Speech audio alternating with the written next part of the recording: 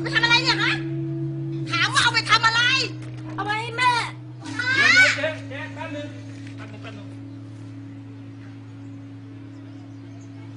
แม่ป่วยเหรอ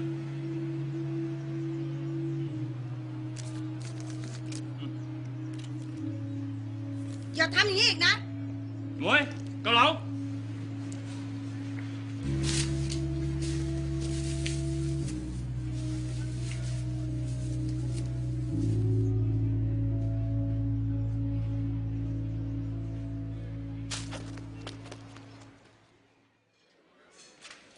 จอนั่งเลยครับนั่งเลย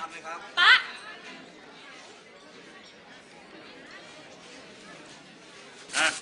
จัดไปสั่งมาเร็วต่ออะไร